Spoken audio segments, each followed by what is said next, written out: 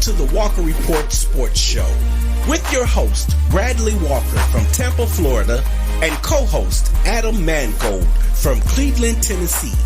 Come get the report straight from the team that knows sports. The report we make, the report you trust. The call-in number is 512-543-4662. And be sure to download the Try99 TV app on any smart device and subscribe to In the Zone Sports Talk Television. The cost is $4.95. Thank you in advance for your support. Now let's get into the Walker Report.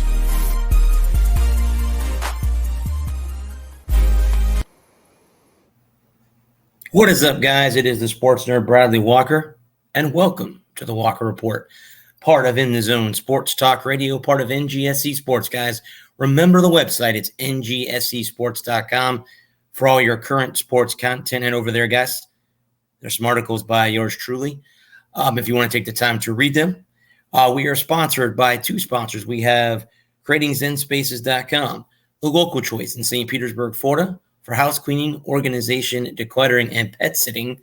It's about finding the peace within you and adding comfort to your life. And guys, remember, Zen Spaces begins with you. Be kind to yourself and one another. We are also sponsored, guys, by Garrett's Carrots. Hang on just a second. Let's see here. Just saw that.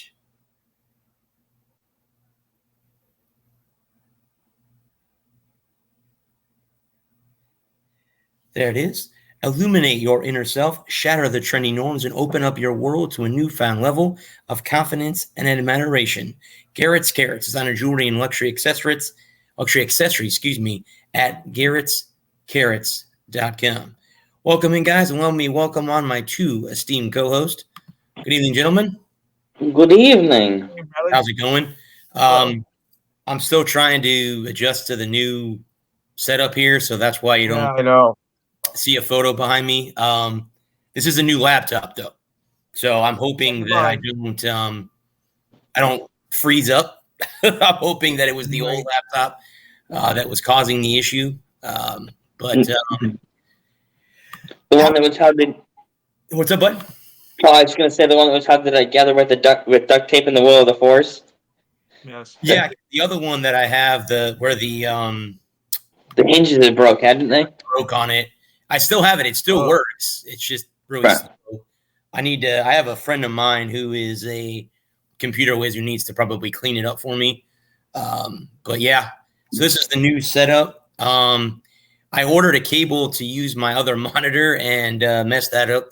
Had to return it to Amazon, so I'll be getting another cable soon so I can use that. Okay.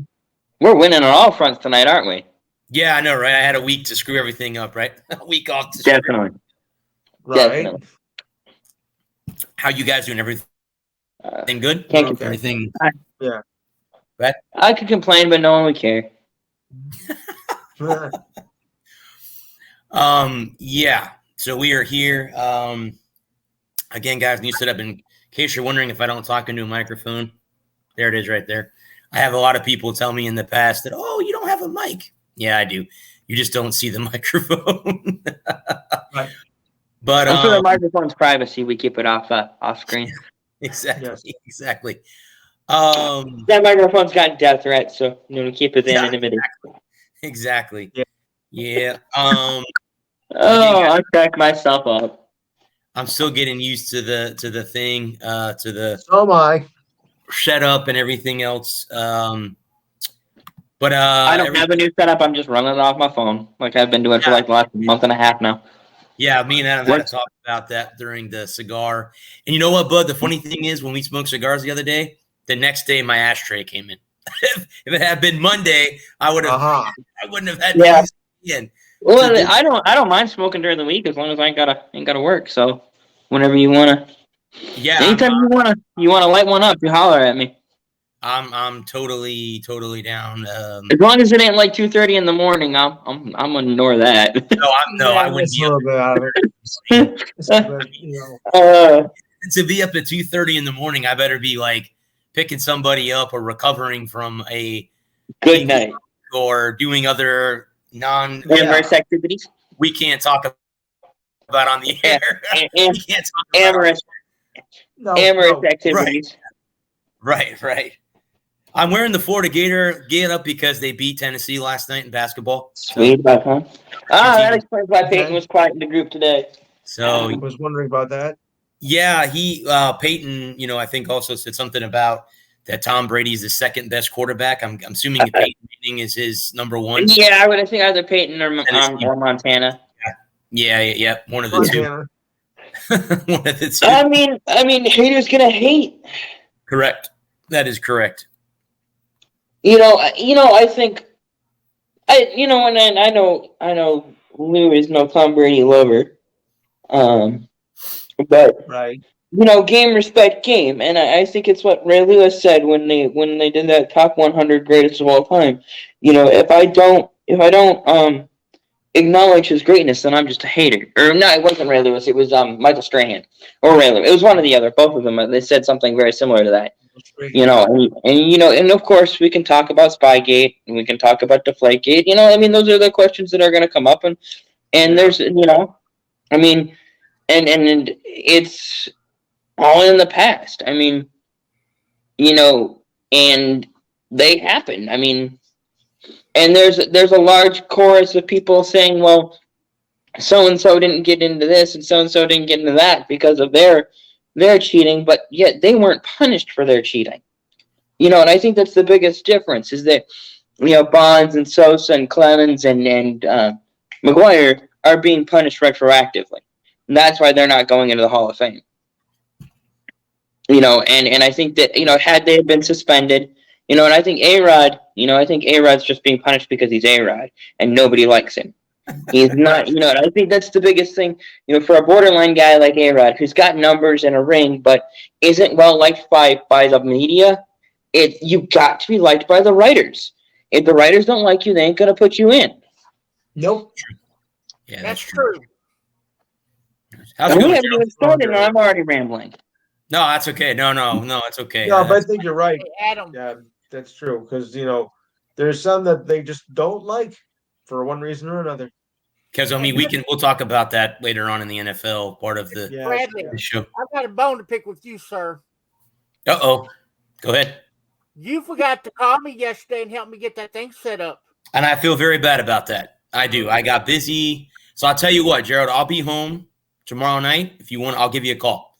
I'll be home tomorrow, probably 8-ish my time, so 7 your time, and I'll give you a ring, and I'll show you, because I'm actually trying to figure this out myself on here. I have to bring all the photos from my old computer to this one, so I have to do that. Once I do that, I'll be adapting the green screen. It's not very hard on here. Like I said, I'll show you how to do it. It's not hard at all. So, did Gerald get himself a green screen? For now, he can do a blue screen too. You don't have to do green, as long as you have blue or green will work. Either one. So, just to let you guys know. Interesting. Yeah. We could talk about NASCAR since the shootout is on Sunday. Am I correct? Yep. I got something I want to ask Adam. Go ahead. Ask away. Adam, did you hear about the rule change that's coming up in 2023? I heard there were lots of there's several rule changes coming in 2023. Let me pull it up and. Sorry, I didn't make your show. By the time I got home, it was 7:30, and I still needed to eat and relax for a few minutes. So I was like, at 7:30, it was like, I'm just gonna lay out the rest of this one. I'll see him in a little bit. Apologize to him. Okay, here it is, right here. I found it. Okay. That's if it pull it up. Come on. Yeah, here we. What did you just do? You stinking tablet. Technology. Oh, don't you love it? Technology, the bane of us all. Don't you love it? Don't you love it? Tom Brady here in a minute. No. No, don't do that, because Tom Brady can afford to. The NFL pays for those. Don't break your. Tom Brady can afford to pay for those. Correct. Don't Yeah, bring your TV set. Yeah, he can afford to. He can afford to pay for those. Oh my God, Lou. What's that? What's that? Come on.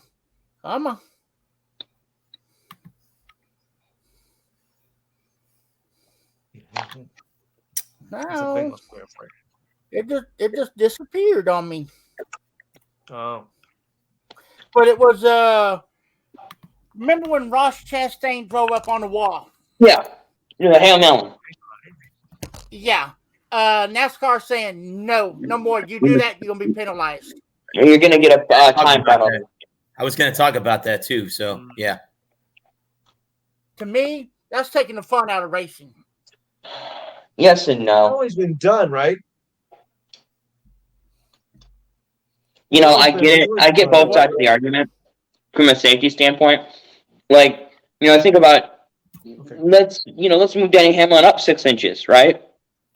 And Ross Chastain comes off the wall at 130, 140 miles an hour and slams into the back of Denny Hamlin. And, or he doesn't come off that wall at that right angle where you can keep it wide open. And comes down off that wall and turns the guy dead head on into the right, into the fence, into the front stretch wall when they're accelerating off of 4. And it's we're having it's a bonehead move, and he needs to be suspended and banned and chucked into the sun. I mean, and NASCAR is in a no-win, a damned if you do, damned if you don't, no-wins position. Right. And Martinsville is the only place where that move really can work.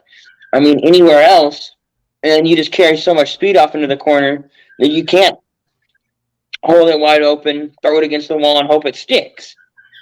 And if there's any kind of debris or deformation in the wall, if somebody pounded the wall earlier and knocked the wall off 1.5 inches, it's a totally different conversation we're having about. We're not having a conversation about a new rule because Ross Chastain, wrecks the car and God forbid he gets hurt. But, it's the law of unintended consequences. Mm-hmm. If he gets up against that fence and the fence is a half an inch. What you're saying. So basically what you're saying, Adam, it's damn if you do and damn if you don't situation. For NASCAR, yeah. Because if NASCAR doesn't do anything, you got people like you saying they're taking the fun out of it. And I'm not disagreeing with you but I'm also from a safety standpoint. You look at what happened to Kurt Busch. He backs into the wall, and he has to retire. And if something terrible had happened, it would have been. Why didn't NASCAR do something? Why didn't anticipating something like this? And we can only react to these things, and by reacting to these things, hey, it works. Got it to work. And I want to applaud NASCAR for in the moment not having. I want to applaud NASCAR in this instant for taking their time, analyzing it, studying it, giving it serious thought, consideration, and doing what's in the best interest of the drivers, whether they like it or not. We have to look out for these guys because they're stupid. and I don't mean that in a. I mean, Hey, to be a race car driver, you had to be a little bit crazy, or in a certain case, a lot of bit crazy, reckless, and not 100 miles an hour. and willing to risk with and drive 100 plus miles an hour around the oval track and risk your life in the competitive. And I guess the thing for me is it's not just his life that he's putting at risk. It's not just his career that he's putting at risk. And God forbid the worst had happened. And, he had gotten, he'd come off that wall at the wrong angle and he had hit whoever was below him, just throw out a name there, Aric Almirola. Aric Almirola gets turned dead head on into the wall. And where do we go from there? What do we do? How can we go to Eric's family and go, well, it was just a racing deal. That's racing for you. When Chastain makes a move that is so out there in left field that it's not just another racing move. Do you understand what I'm saying? Is that making sense? Yeah. I'm just trying to play devil's advocate on NASCAR's part and trying to help people understand why NASCAR made the move that they did to make it a penalty in the way as it's a time penalty. So if Chastain doesn't pin it against the wall, if he gets high, wide, and handsome, he can make it work, but he doesn't pin it against the wall and take a risk and put other drivers' lives on the line and at risk. Then if he just gets up there in the dirt and and he can make it work and he doesn't hit the wall, then it's all fair. So Yeah, it is kind of a double-edged sword. Yeah. Well, I guess at the end of the day, they're just trying to make it safer for everybody else. This driver safety is up there, so they're trying to make it safe for everybody else to do. So can't hate them for that. And protecting the drivers from themselves and each other. Correct. Absolutely. Yep. Yeah, but that was one of the things I saw, Gerald, for NASCAR. I saw that, and I was going to ask about the same question.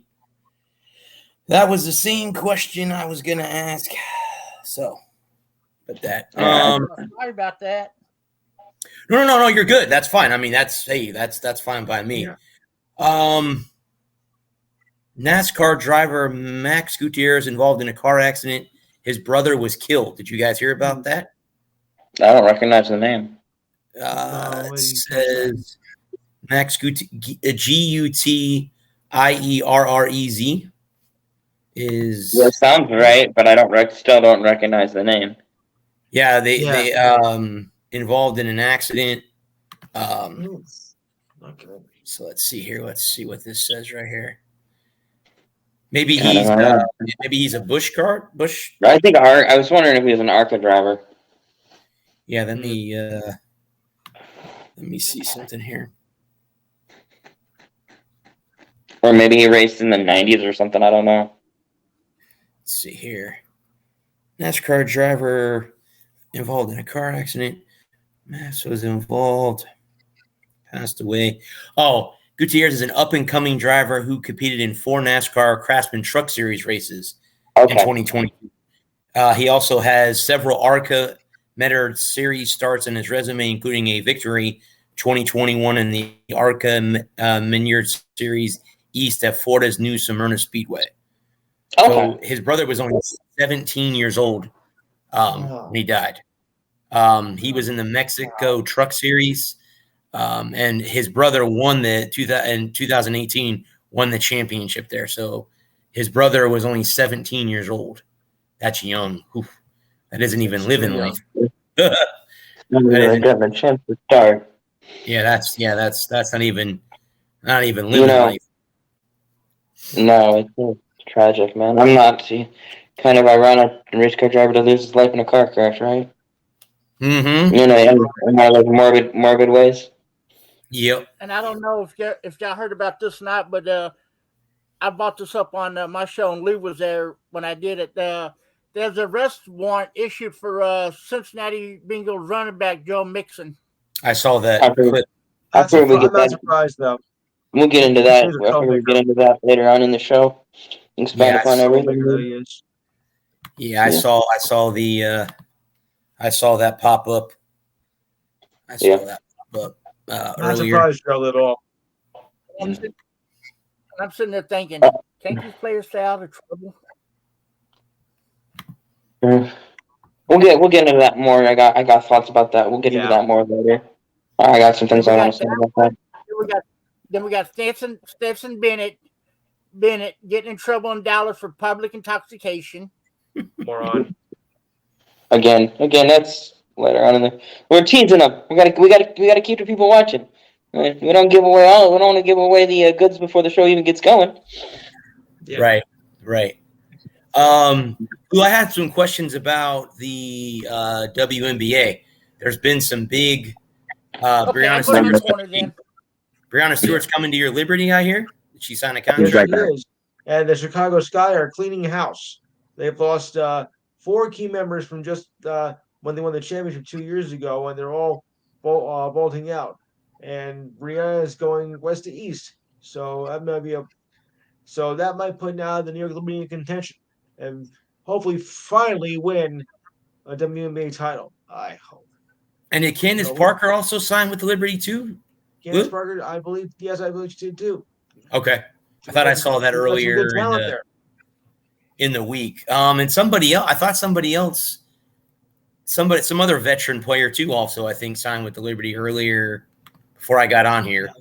I got the whole list. I got the whole list posted up. So, I'll go over it. I should post that on Saturday because I think we'll talk about that during on Saturday's show. For you fans of special interests. They are what? When does their season start? Is it getting ready to start up? Just before Memorial Day, week before. Oh, okay. So there's a couple more months yet. Okay. May 18th. Okay. Yeah, but the free agency period started today. And that's why all those names have magically become what they are. Officially began, I should say. Officially began. But there were some before, let's just say they jumped the gun a bit. Right. Of course, who hasn't done that? I know I've done it too. Discharged.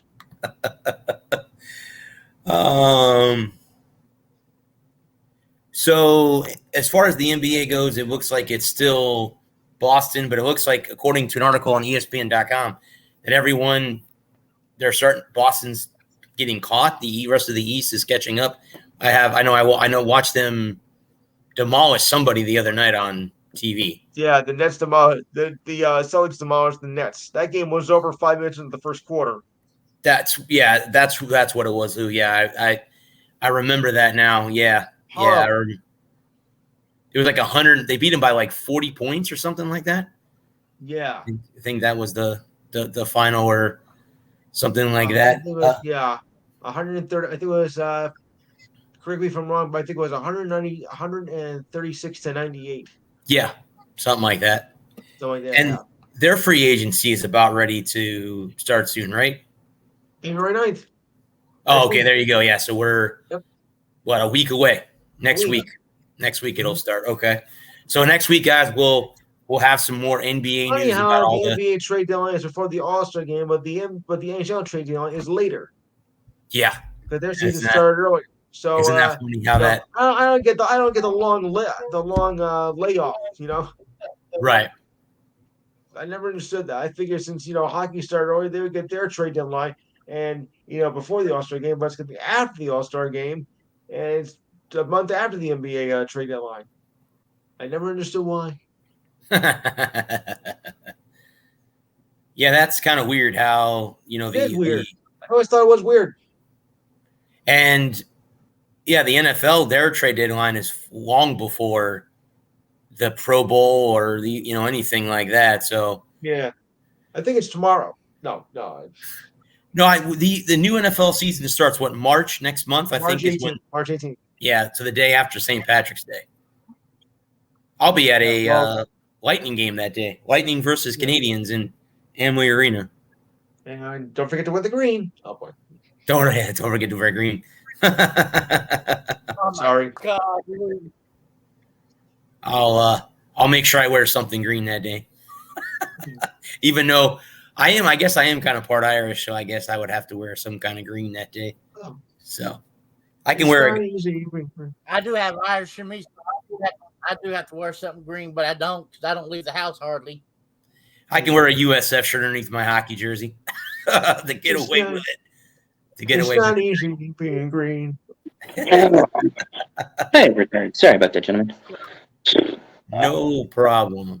I have a question for the group. Fire away. Yes. Regarding All-Star, is it time to retire All-Star games? Well, yes. Probably most likely. If you want to get rid of one, maybe you should probably get rid of the Pro Bowl. I mean, especially with the way they're doing it this year. What a joke. I just think it's time in general to deal I'm not with. watching the Pro Bowl. I'm not watching the Steel Even the Challenge. baseball I'm not All-Star watching game? none of that BS. I just don't think it's necessary anymore. I mean, with the way 40, 50, 80 years ago, in the case of baseball, I think their first All-Star game was 36. If I'm wrong, I'm wrong, but 39. Okay. In 1939, there weren't 4 major sports networks that were 24/7. You didn't get to see the top stars. You didn't get to see Gehrig and Babe and whoever else. The names are escaping me now. On a night-to-night basis. Yeah, even in the 60s, even in the 60s and 70s, those guys, if you wanted to see, Jackie Robinson and Gibson and Danny McLean and Al Kaline, if you didn't live in that city, and you couldn't watch the San Francisco Giants, you couldn't watch the Texas Rangers if you didn't, but with the way things are now, and with the way streaming works, and out of as long as it's an out of market game, you can watch everybody play every game if you're so inclined. And so there's no reason to really have the All-Star game was to showcase the guys you didn't get to see in your city. If you lived in Detroit, and the best players were all on the West Coast, if you wanted to see them, you had to wait for them to come to town when they played your team, if you didn't, and so if you didn't get to see that game, you didn't get, well, good Lord, you didn't get to see them, or if in the mid '60s, when the NHL expanded to 12 teams finally, when they expanded from 6 to 12, if you lived in St. Louis, you might see Gordie Howe twice a year. So an All-Star game was a great way to showcase the talent that you didn't get to see. But now, for me, I think it's completely unnecessary. Just give them a weekend off, give them 4 days. I kind of like the idea of a convention where the fans get to vote on their favorite players. Make it a true popularity contest. Let the fans dictate who their favorite player is on each team, and have a weekend where they sign autographs, they meet and greet. We talk, especially baseball. Baseball doesn't connect with young people, so instead of having a All-Star game where the guys aren't trying, especially in football and basketball and hockey, where you're just trying to get through the game and not get hurt, and because in the case of the NHL and NBA, your playoff push, you're a month out from the playoff push. It's mid-February, in 2 weeks it's March, and then in a month it's April, and next thing you know it's the playoffs, and so you're just trying not to get hurt in a meaningless game. So instead of doing that, just make it a media event, like a convention where the best players in the league hang out, sign autographs, and meet with fans, and make it a charity event where you can raise money for the athletes' favorite charities. St. Jude, Make-A-Wish, the Adam Needs Cigar and Beer Foundation.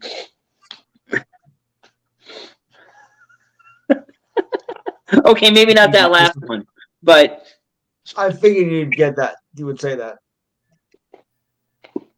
Yes, donate to the Adam Cigar Foundation. It would be great. Cigar.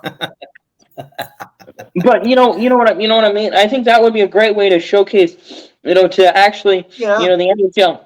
When they talk a big game about, like the NHL cares, the MLB cares, and all these, the NBA cares, and doing community outreach, and why not have a weekend where each team, they send a representative to the city of the All-Star weekend, and then the rest of the team, they have a meet and greet with the fans where they sign autographs, they meet with kids and parents, and they do community outreach. They volunteer in soup kitchens. They organize a park cleanup, or other reading a reading program at the library, stuff like that, which really actually shows the public that they care about the city. Right. I agree. I don't know if that'll ever happen, but No, I just that's just my Not. solution for, because nobody cares about these games. Nobody cares about the All-Star game. Nobody cares about the Pro Bowl. well, the only Especially thing that I would be worried about is the guys that get voted by the fans to this convention, because some of them are not the greatest personal people. They wouldn't Yeah. go to meet with fans. Yeah. Some of them would. I mean, most of them would, but there's a few Yeah. in there that would say, oh, yeah, no, I'm not, wow, everyone else gets a week off and I've got to go to this convention and deal with all these I mean, people that I But don't, is that any Yeah. different than what they have now? I mean, Oh, true. everybody else gets the weekend off, but I still have to go. And instead of having to go play a game, have it be a pickup game where, they play hockey with leukemia kids or something. I don't know. Make it an event that, make it an actual showcase of the, especially baseball. Baseball, they say baseball has no stars because baseball doesn't market its players. Mhm. So make it about, Right. make the All-Star Weekend about the stars of baseball. Have the Shohei Ohtanis and Mike Trouts and the Bryce Harpers of the world actually be and make it a fun event where they can let their hair down and they don't have to be wound up so tight that they're going to explode. Let them let their hair down. Let them joke and laugh and show their true personality. And I think that would really help to ingrain. Let them showcase their love for the game and not just their love for money. Because I think that's the big disconnect between the modern athlete and the modern fan, is the fact that no matter what position you play in, what sport you play, if you play at the highest level, you make 10 times 90% of what the average sports fan makes, no matter where you play in the world. And the income disparity between the top athletes in the country and the average sports fan is so staggering that we forget they're actually people. So in a way, it's humanizing the athlete and making the game, letting the athletes actually show that they care about the game and that they have fun playing the game, and let it just be a fun, free-flowing weekend where they can get out and mingle and meet with people. And we can let our, I understand there's security concerns, and there's the whack job with the gun that you will have to worry about. Yeah. But I mean, it is what it is. I mean, so that's my thoughts and my proposal on updating, improving All-Star weekends.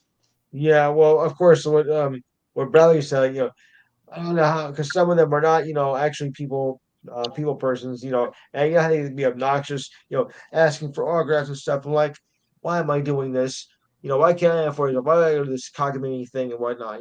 So, I like the idea, but Bradley has the point too. I mean, like, I'm not, it's fine to be golf. I don't really deal with a bunch of people who are push and shove and trying to whatnot. So it kind of goes both ways. Right. I kind of think, for me, that's kind of why I like it being a whole weekend event. So it's not just, it's not just 6 hours or 4 hours, and you've got 4,000 autographs that you've got to get through. Have it be a whole weekend event where you can spread it out across the weekend. And in hopes, maybe Lou too, with that, maybe you'd have those guys that are not person saying, hey, you know what? Out of that week, maybe I only have to be there one day, and then I'm out. Right. And maybe you can invite other fan favorites that are not superstars, but say, you know what? I love the sport. I love the people who watch us, whether that's on stream, TV, come to games, buy memorabilia, buy our gear. I want to be there for them. But again, some athletes are just, absolute dicks, when it comes to that. I mean, I wouldn't have a problem with that. If like we take off and we're at a signing, I'll sign as many autographs as I can. Right. That's exactly what we're here for. Me Because too. like I said, my autograph's going to be worth nothing because I'll sign anything you put in front of me. Sure, same here. And, if we were ever to the point where we had a large enough fan base where we were doing live events, and somebody came up and wanted my autograph, and they wanted me to sign their toaster, or their baby, or their kids, or whatever, sign my What?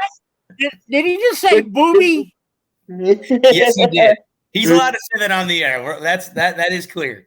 We are clear. That's okay. I mean, it's like. Did he say that though? Did I just hear him say that? Yes. Yes.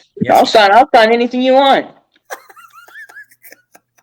Check that down. That on the third show or fourth show of the year, we had that. I mean, as long, obviously I can't sign any publicly inappropriate places, but cleavage. Jeebus Christ, cleavage is definitely in. Hey, all the movies you see, like that they send autographs, that does happen. Oh yeah. People have asked, "What's the craziest thing you've ever had to sign?" And, there's everything. Like all I had was an orange, so I put my orange in my pen out there, and he signed my orange. I mean, people want all kinds of things signed, and people. Yeah. Yeah, whatever. It's something that it's a hard enough, flat enough surface with a writing utensil. I believe I killed Gerald. He's in disbelief. Oh. I don't think he's coming back. There he goes. Not today. Blink twice if you're okay. I don't know. He might have frozen. Yeah, he may have. Yeah. I wonder why. I know it's cold. I know it's cold in Austin. It's supposed to be cold all from up north in Canada, according to something I read. It's always cold in Canada. Yeah. Well, my roommate left today. I took him to the airport this morning. He's in Milwaukee. So cold enough. I already told Lou I'm going to send this mess back to him. Lou, yeah. You are. That's funny. See, it's cold there, and here it's 80. Not to brag. Shut the hell up. It's 80 degrees here in Florida. So there he goes.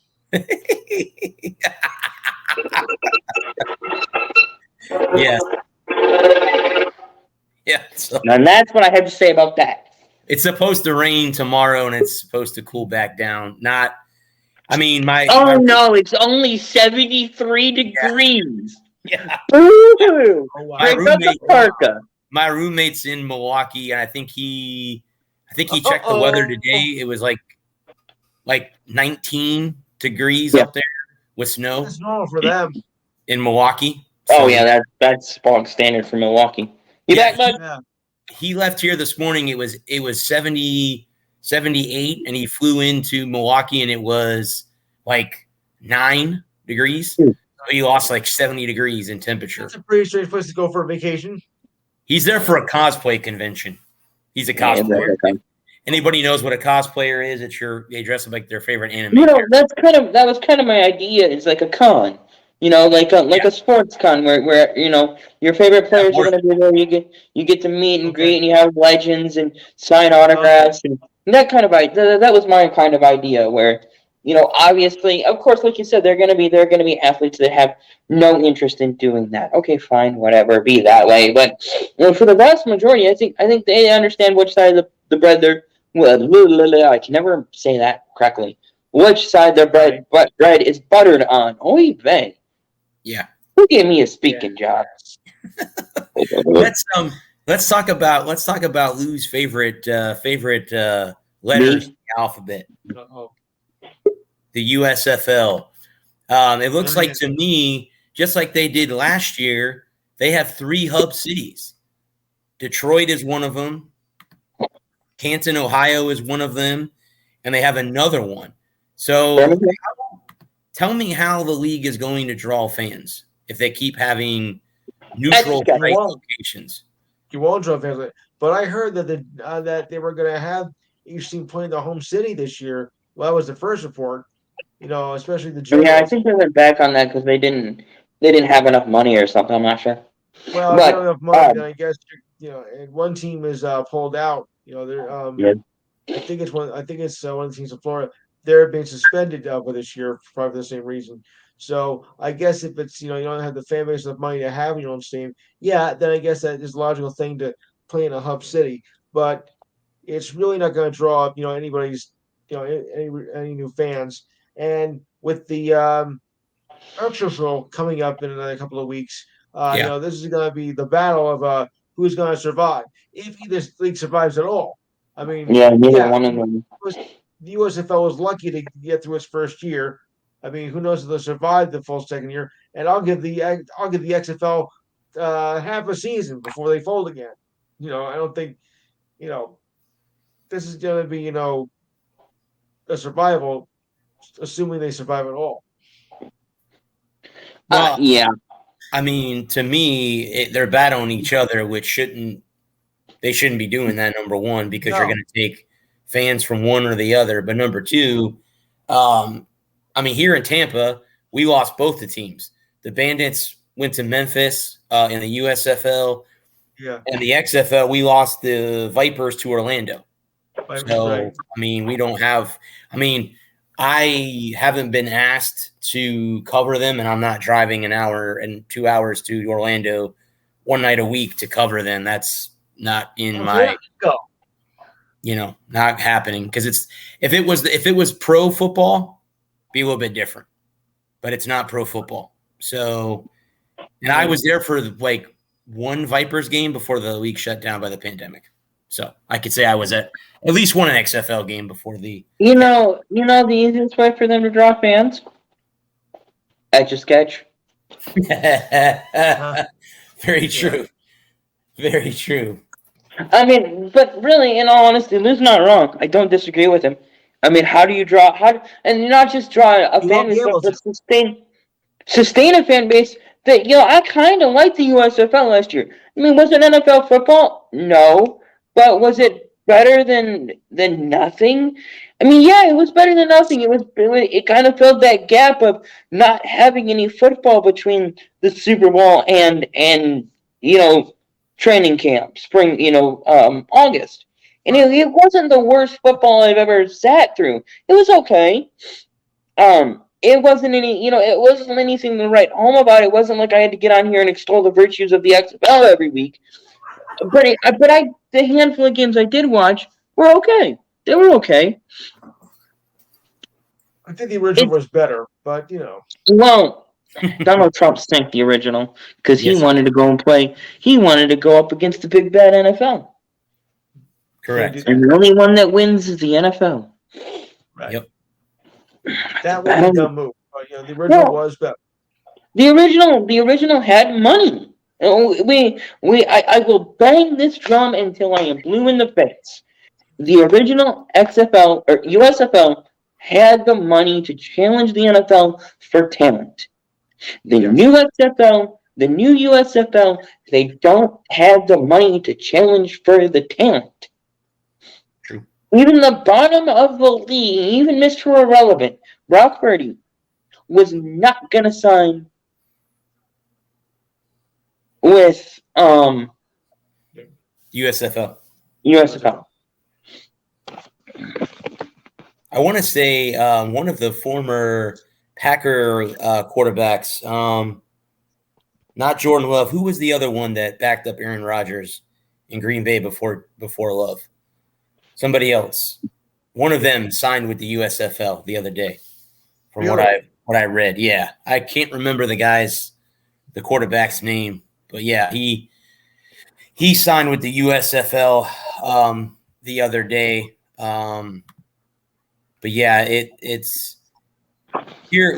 Speaking of the XFL, I guess they announced rule changes. See what those rule changes are in the XFL. Let's see here real quick. No body slamming. They tried to do that in the first one when McMahon had it originally. He tried to do that, and that didn't last very long. No. Okay, so new possession option and centralized replay among changes. The XFL announced its official rules for the 2023 season, which includes innovative changes in the areas of clock management, play reviews, and late game possession designed to improve gameplay and enhance the fan viewing experience. Popular rule innovations such as tiered extra points and double forward passes will carry over from the 2020 season. Teams will continue to line up for 5 yards apart on kickoffs, as they did in 2020, resulting in fewer injuries and a 92% return rate. Speaking of that, guys, would you like to see that happen in the NFL? That whole return rate thing that they do in the XFL, where they line up that close and they can't come after you until the ball is caught by the other team? Would you be okay with that if they did something like that? I'd be willing to give it a try. Okay. Yeah. I wouldn't. I don't know. I kind of think the kickoffs are silly. Just give them the ball to the 25 and be done with it. Well, I mean, Yeah, that's what I it is. Even in college football, it's the same way. In overtime, it is. I mean, a lot of times they just fair catch it. They don't. Right. They don't run back. I mean, honestly, at the end of the day, the kick return touchdown is so rare that I don't mind the idea. So for me, it would be you kickoff or down at the 25, automatic 25, or even you go back to the 20. We can go back to the 20. You can put it back to the 20 the way it was for so long. Mm-hmm. The automatic ball to 20 or one untimed 8-yard down. Mm-hmm. I think that because I think 8 is. I think that 8 is perfect because I think 8 is makeable, but not too makeable. Because I think 15 is all but impossible. You'll never, how many times do you see 4th and 15 converted? I think one untimed down of 8 yards. If you gain the 8 yards, you get an extra possession. Mm-hmm. Make it even more interesting. Make it the special teamers. The special teamers have to execute the play. There you go. Well, that's what I mean. I mean, basically, special teams in both the college and the pro level of football, it's not what it used to be. I mean, there were times that, kickoffs meant something, like the Dante Halls, guys like that were set to return kickoffs. I remember the very first USF game that I ever attended as a media member. There were two 90-plus yard kick returns for touchdowns. It set an NCAA record. He had 2 of them in the same game. Terrence Horn, I think, was the receiver. He tore his ACL. I don't think he's been playing ever since, but he did it against Georgia Tech. It was an afternoon game. It was like a noon kickoff. And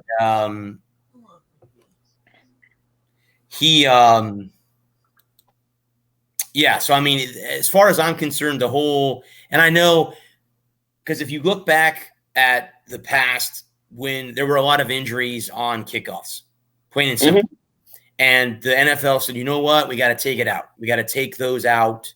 Yeah. We got out of the game. Correct. And that's the and I think that, I like the idea of just putting the ball in the 20. Just put the ball in the 20 and play football. And you had the extra point. I still, kicking should be part of the game. I like the extra point. Kick the extra point. Go to commercial. When we come back from commercial, the next play is the next play. There isn't an extra play in between the plays. Right. So you can speed the game up by moving that, removing the kickoff and removing one extra non-scrimmage down or non-scrimmage play. And so I think the idea of and then having some untimed, just traditional scrimmage play as an type of onside kick, so that we can, and again, if you pick it up, and it goes from there. If you need And it would make strategy so interesting. If you're down by 9, and there's 48 seconds left, do you kick? Do you go for it? Knowing that you need, it's fourth and 4 from your opponent's 34. You're gonna snap it at the 38. So you're looking at a 45-yard field goal or 48-yard field goal, right? Or so you snap it and you kick it, or even though let's make it even more interesting. Let's say there's 8 seconds left in the game, and 8 seconds. and it's 4th and 4, and you need 9 points, right? So you kick the field goal, you attempt the 48-yard field goal, and then on that untimed down, you have a shot to launch a Hail Mary. Mhm. You know what I'm saying? And as opposed to trying to pray you get an onside kick. Yeah. Well, and then that's another thing that doesn't happen very often anymore either. And it's even when it did happen, it was very hardly ever successful anyway. Correct. So I think the idea of having one 8-yard play from the 35 as an untimed down, I think you would see a lot more, coaches like Dan Campbell being willing to risk an onside one play from the 35. Yeah. And see him take a shot. That's my again. I'm proposing all kinds of things tonight. No, I mean no marriage proposals tonight. I'll let you guys know like that. I mean, that's fine. Because I think that would I think it would speed the game up. I think you clean up one on time down. I mean, because you think about it, I know that time comes off the clock when the ball is kicked, but essentially it's an untimed down. Until the ball is kicked, you have 40 seconds of, you have a 25-second play clock, 25 seconds of standing around waiting for the kicker to be ready. Mm-hmm. So, touchdown, kick the extra point, go for 2, whatever. And then from there, you go to commercial. When they come back from commercial, we're going into the next drive. The offense is on the field, and the next play is a play from scrimmage. I'm actually, guys, going to go see a rugby game on Saturday, USF. I'll be doing a podcast from 2 to 3, and then at 3 o'clock, I'm going to head to St. Pete and go see them play rugby. But same thing with them. I was asked today by my boss, like, what are the, why are the rules so different in rugby? I said, well, rugby doesn't stop. The ball goes out of bounds or someone scores. That's when they stop. They don't stop at all. They scrum. Nope. And you can only tackle the guy with the ball. You can block people, but you can't tackle the guy unless he has the ball. And then again, they can kick it. Their touchdown is 5 points, and then they kick the extra point, which is 2. It's still 7 as it is in the NFL, but they have a different rule. And again, their ball. If people are new, a rugby ball is kind of shaped like a cone. It's beveled on the edges, so you can drop it a lot easier compared to an NFL ball that is tipped at the ends. So rugby's a little bit different, but yeah, I mean, I agree with that. I think, that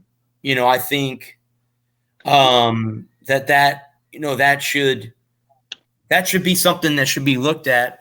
And that's the whole thing is whatever, I think the NFL should bring special teams back in. Field goal, I mean, the extra point, I know they moved it back, so it's not just the chip shot anymore. And that's fine if they want to do something like that. But as far as kickoffs, I mean, punts are important too. You can pin your team back. I've seen that a lot. And, everyone out there that watches college football will know you got to pin your team back and let them go the full length of the field. I saw USF do that both ways, whether they were playing defense or they were catching the ball. So it comes down to that. But yeah, am I going to watch the XFL? Probably. I'll probably watch the USFL too. Yeah. It's not something I'm going to tune into every week. But if it's nothing on TV, I might flip over and go, yeah, so and so's playing today. Let me tune in, and see what happens.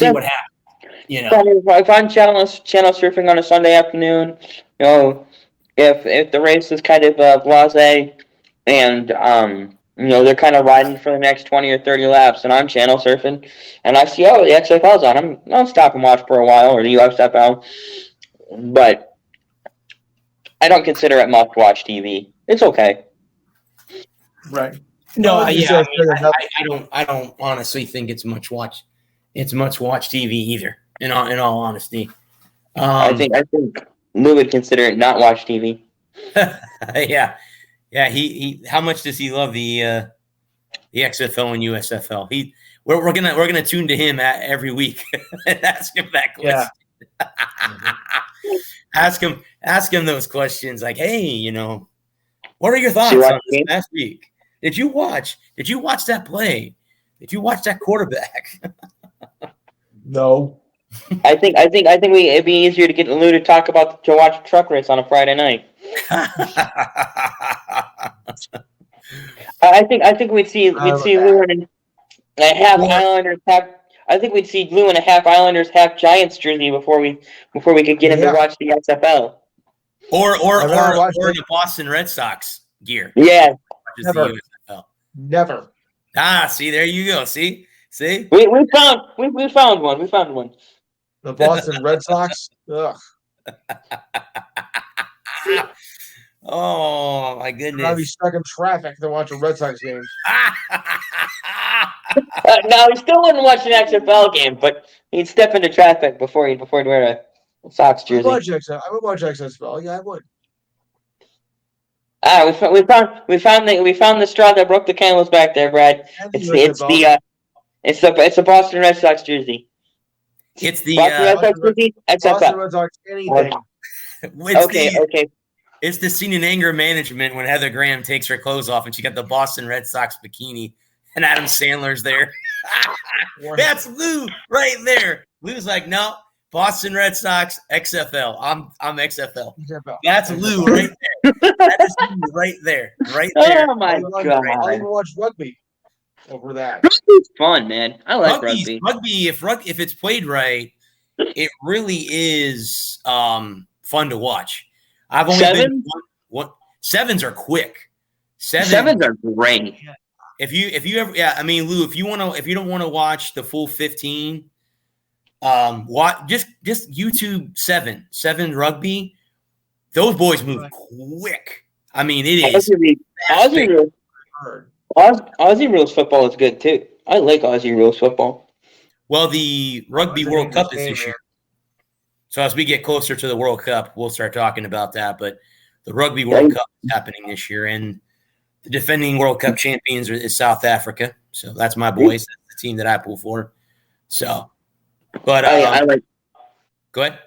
I was just gonna say, I used to work over afternoons. I used to work afternoons, so Saturday morning at 3:00 in the morning, I'd be up, and the only thing on is Aussie rules football. Yeah. It's like 12:00 in the afternoon in Australia or whatever, and Aussie rules football is on. Okay, let me check this out.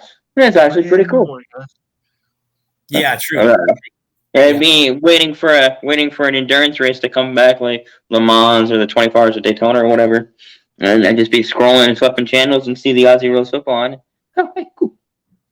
What's the race, guys, that's on the 4th of July? The F1 race. That's what's the one that's on Monaco? It's right. Memorial Day. I'm sorry, I got the wrong holiday. My fault. Monaco. It's on Memorial Day weekend. I got up last year on Memorial Day and turned it on, and there was a friggin' rain delay. I know, right? I'm like, the one year I got race on. Yeah. We got that together, and we're gonna watch the F1 together, and there's a damned rain. I'll be damned if it ain't raining. I turned the rain on, and it's like they're under a rain delay, and I'm like, you got to be joking me. The only time I ever turned this race on, because you and Lou talked so passionately about it that Thursday, I'm like, I got to watch this. They talked about it, and freaking rain delay. And I'm like, and then they didn't get the race started until like, I don't know, like 12:30 in the afternoon. Yeah. Local time. I mean, it was Not like, pretty good race. yeah. This Let me ask you two guys, and I'm gonna say yes to this. Would you guys attend that race in person? Would you ever guys? Did you in a heartbeat. go to Monaco? It's a bucket list. It's a bucket list race. Yeah. I would be. I'd be in, even though I'm not a Formula One fan. I would just go just to experience it. In all reality, It's probably third on my list. yes. Daytona, Indy, Monaco. Those are the three because I'm knocking Charlotte out this year. Right. Yeah. You would be there with me. Yes, I will That be. is the- But I was that is going to the say plan. I've been looking at flights just to let you know, but we can talk Sweet. off there about that. Yeah, we got stuff to do. But anyway, let's see here. What else do I have? Did anybody, just off chance, or am I the only one who watched the Royal Rumble over the weekend? I didn't bother. Jared watched. He's unmuted now. Hi, Jay. Oh, that's right. Gerald did watch the Royal Rumble. He was watching it partly. He was messaging me during it to get updates. And I think he ended up watching it somehow. Or somehow it happened, but I did watch it.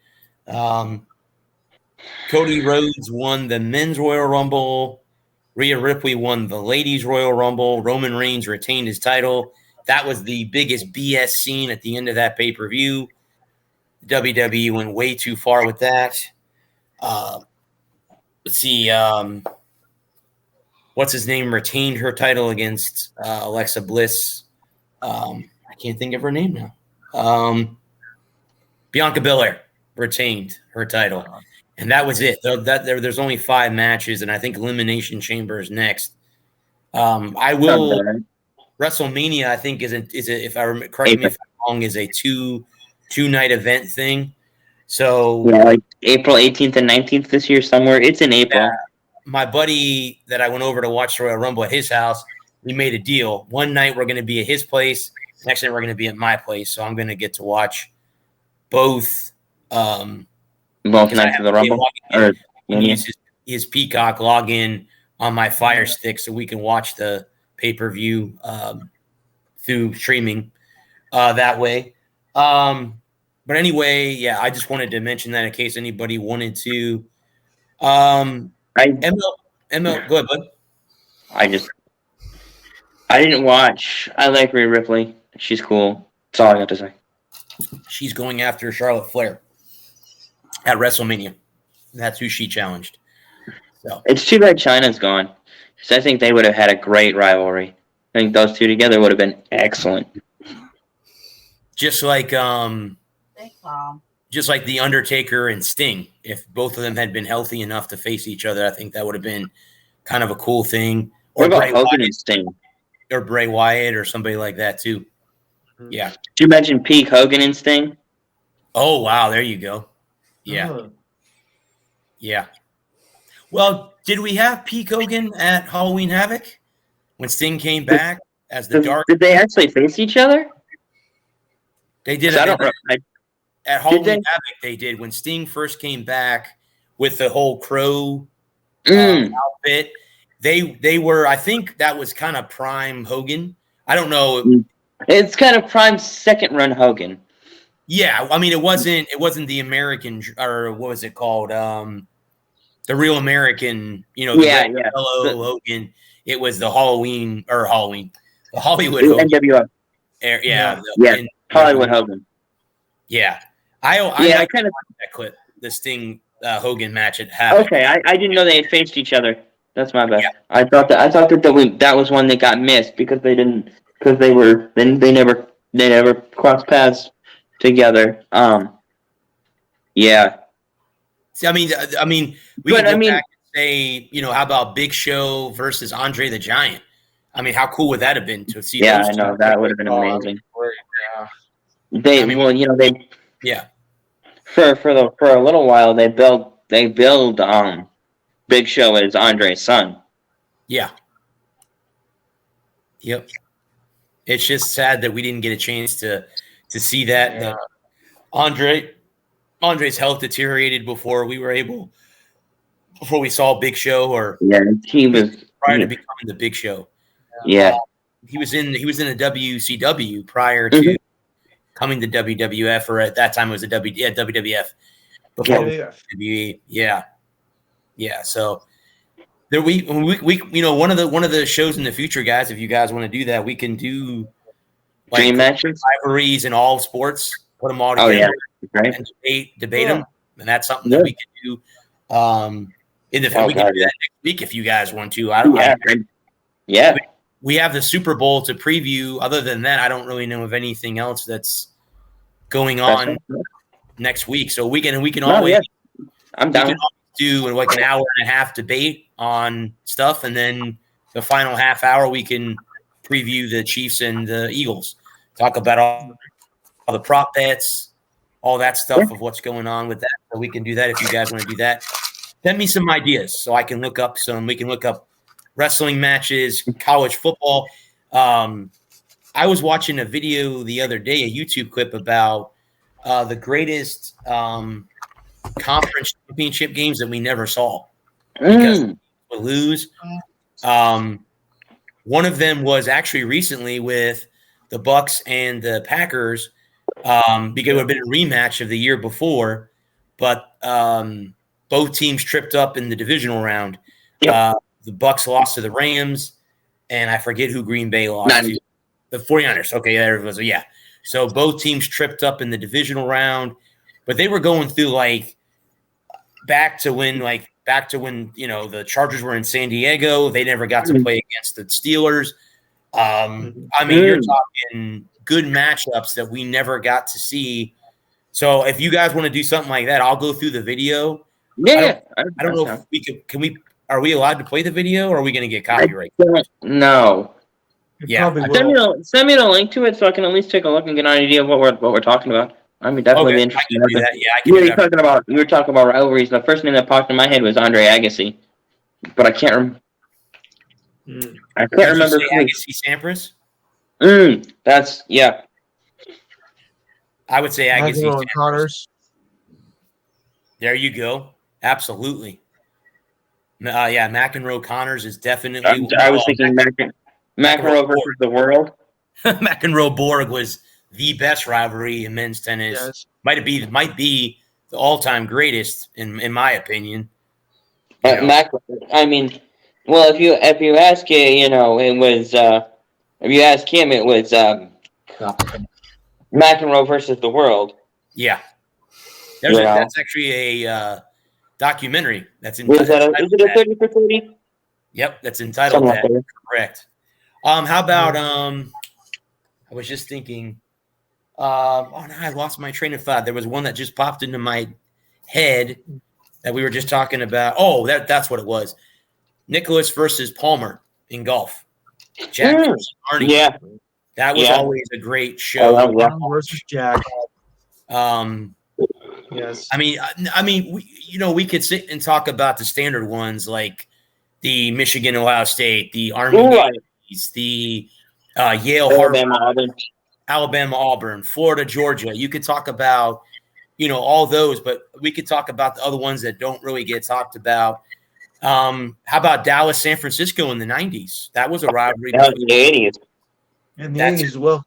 Yeah. So, leading up from the late 80s to the 90s, you could talk about those. Oh, yeah, absolutely. That was another one on my list. I was thinking Gordon Earnhardt. Gordon Earnhardt is, and we talked about how the Gordon Earnhardt rivalry is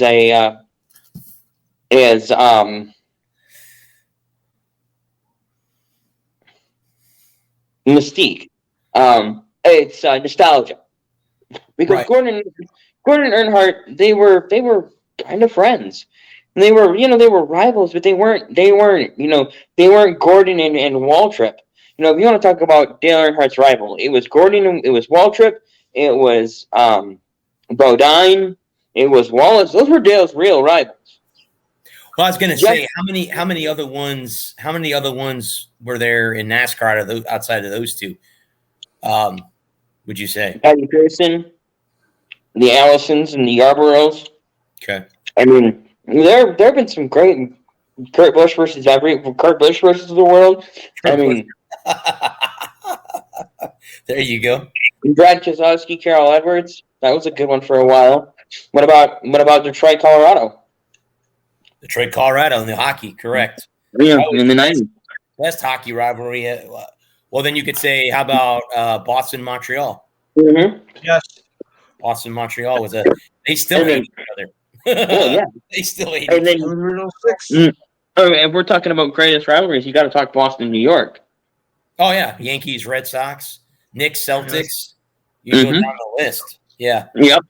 You can go down the list. Yeah, that was there's been I mean, we could talk about that stuff. Write them down, guys, and just send me something. Boston, Philly. I'll just go ahead and Yeah. I'll prepare them. You know what I mean, for next week, and we could talk about we could talk about that stuff next week.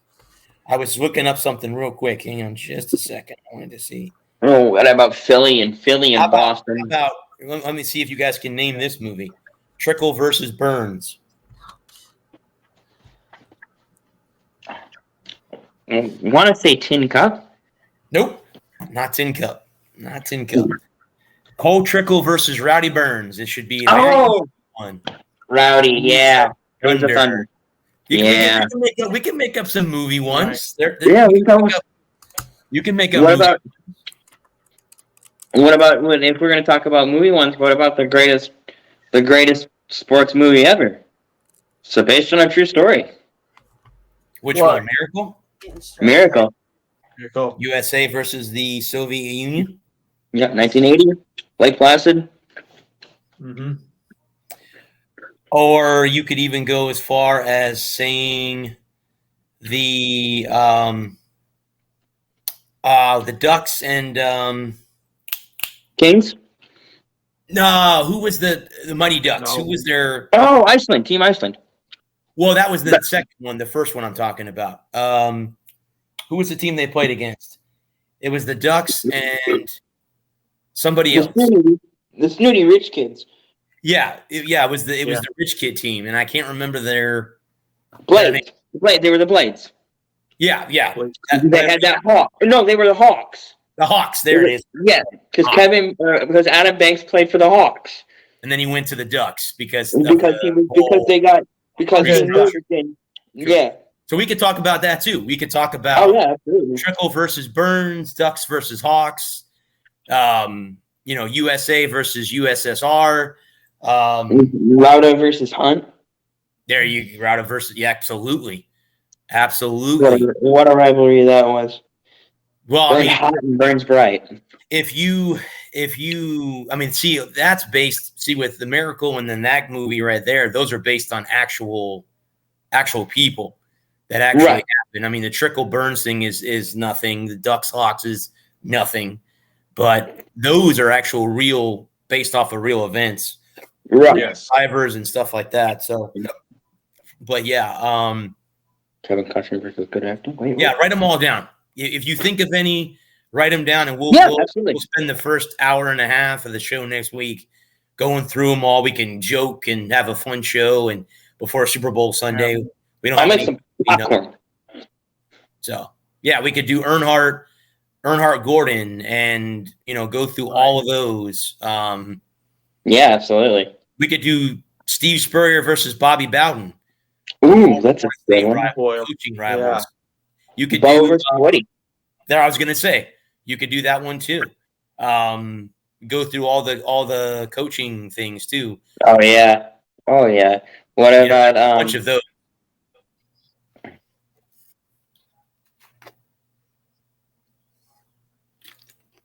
I can't think of any real NFL coaching rivalries. I'm drawing a blank. Don Shula versus Marv Levy? Tom Landry? Tom Landry? Who would you – Tom Landry versus Chuck Noll? What about Tom versus – Dallas and Pittsburgh? What about Tom versus Don? Yeah. Cowboys Colts? Cowboys, Colts, Cowboys, Dolphins. Yeah. That's Bill Belichick. I was thinking Bill Belichick, but I mean, he was when he had Brady in the 2000s, he was just so much better than everybody. I was going to say not fair. Eric Mangini. Maybe Andy Reid. No, I mean, no. Andy Reid.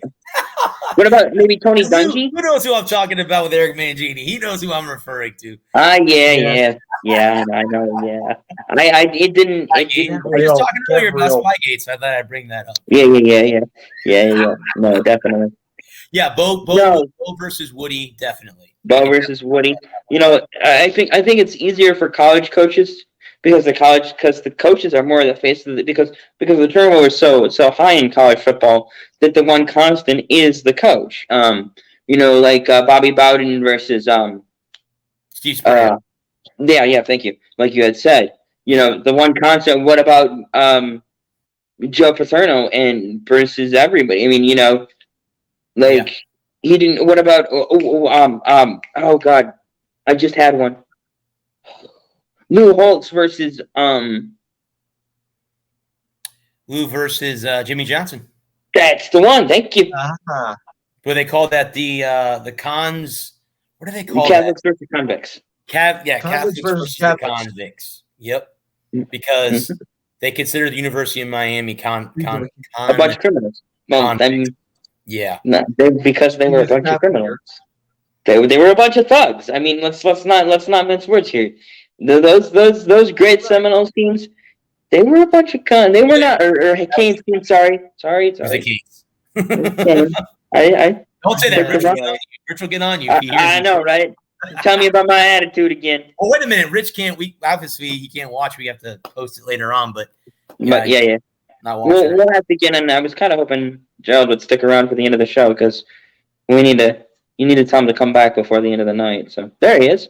I think we're gonna have a conversation. Yeah. When the show ends. There'll be a meeting of the minds here after the end of the show. So stay tuned for that. Or don't. Jordan, if you wanna, you don't wanna be here, bud, that's okay. I'm not gonna, say anything. If you wanna stay there, that's fine. If you wanna go back out, that's cool too. I don't care. But yeah. Let's do that next week. Let's write them all down. Absolutely. I'll write some down. Yeah, definitely. And then by the time next Thursday rolls. And Lou, you think of some too. I mean, I'm sure you have some too. You're an NBA guy. There's got to be some NBA. I mean, Knicks Pacers. How about that? Knicks Celtics. What about Celtics? How about Boston, LA? Detroit and Chicago. Detroit, Chicago. There's another one. Chicago. Yeah. We talk about the Malice at the Palace. We could talk about the Malice at the Palace. I was referring to that yesterday. Talking about that yesterday, where we were talking about players going into the stands. I think it's only happened a couple times in hockey. Oh, that's what it was. Who Mike Milbury beat a man with his own shoe. Mike Milbury went into the stands. It was the Bruins, right? Is that who he was playing for? Yes. Was it Bruins Canadians? Or was it Bruins Islanders? I think it was Bruins Canadians. I want to say it was Bruins Canadians. Am I thinking Boston Toronto and not Boston Montreal? Am I getting the two Canadian teams wrong? Is it Boston Toronto more than Boston Montreal? It depends on what part of Canada you're in. Toronto. I think it's Boston Toronto more than it depends on what part of Canada you are in, good sir. True. It depends on what part of Canada you're in. Because honestly, in Montreal, Montreal versus Toronto is a great rivalry. What about the Battle of Alberta? Edmonton and Vancouver? Edmonton and Calgary. Oh, Calgary. I'm sorry. Calgary. But no, it really depends on what part of Canada you're in because they hate the Montreal hates Boston just as much as Toronto does.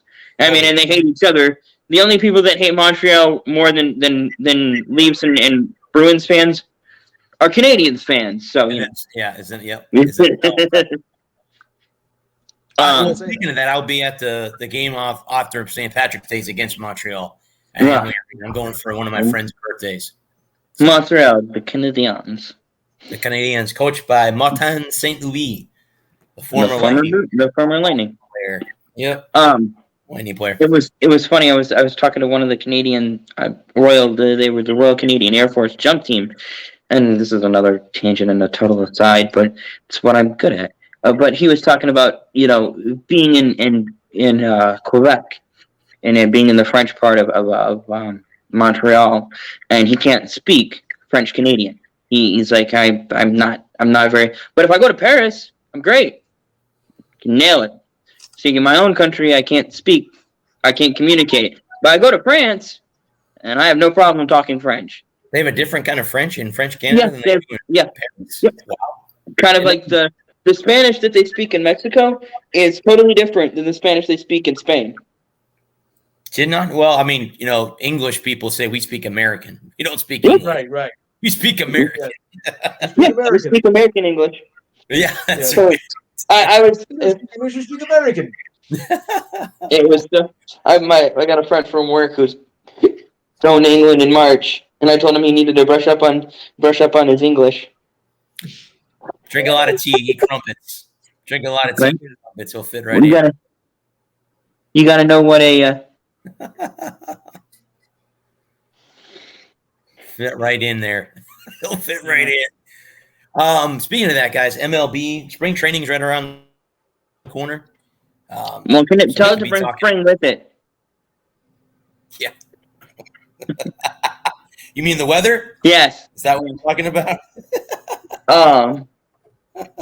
Yeah. Baseball's too much. I know the Rays are going to be their spring training facility got damaged by Hurricane Ian last year. Right. They are spring training in Disney World in Orlando, and then the other half they're going to be playing at Tropicana Field, where they play baseball, which the city of St. Pete voted on the other day, and they picked to redevelop a stadium for the Rays. I don't know. Interesting. And the only problem with that is, and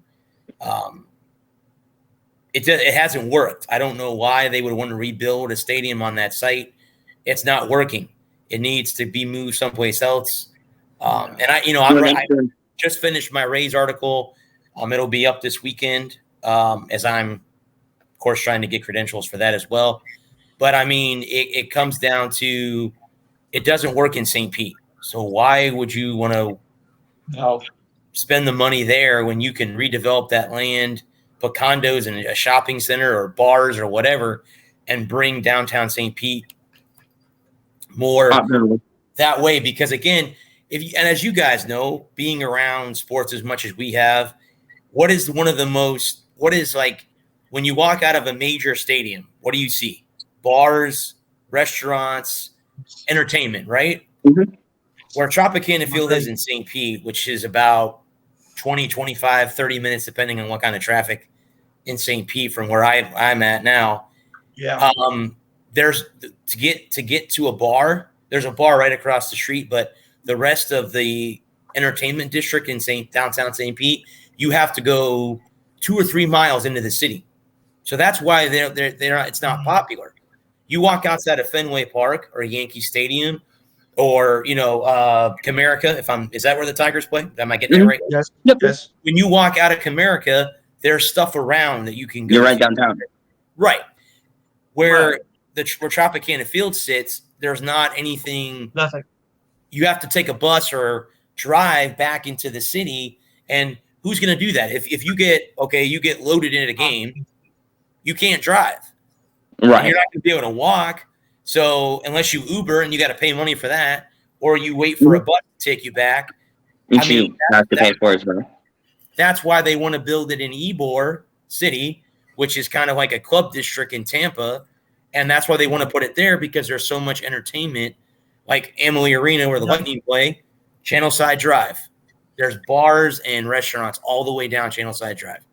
Mm-hmm. So that's why it's so popular. And then basically, in my opinion, ownership for the Rays needs to wake up and treat their fans better. I don't think they treat their fans all that great compared to the Lightning and the Bucks. You want to go to those games. You want to go to a Lightning game because it's a great experience inside Amalie Arena, and you want to go to a Bucks game because it's a great atmosphere at Raymond James Stadium. Tropicana Field is not like that. They unless you have season ticket holders, and I feel bad for them because they get the biggest shaft. They get it up to what more than anybody. And I don't understand. Major League Baseball wants Oakland to stay in Oakland. They want Tampa Bay to stay in St. Pete. What they don't understand is both of those teams need a new stadium.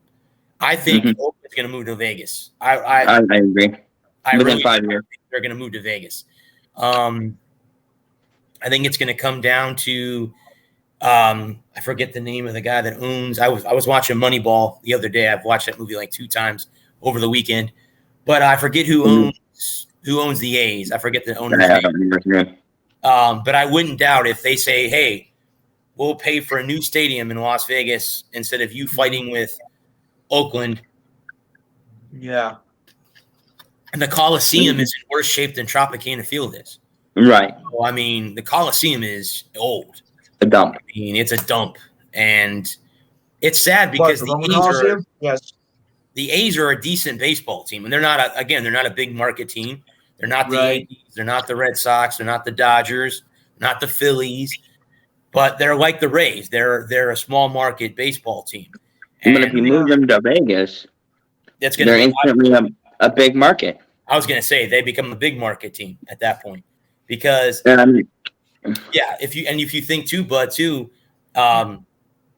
Vegas would only be short just a basketball team to complete the 4. Hockey, football, they've already got those 2. They add the A's, that'll be 3. And if they gain a basketball team, which I don't know if the NBA is looking to expand anytime. They talked about it, but they're really not.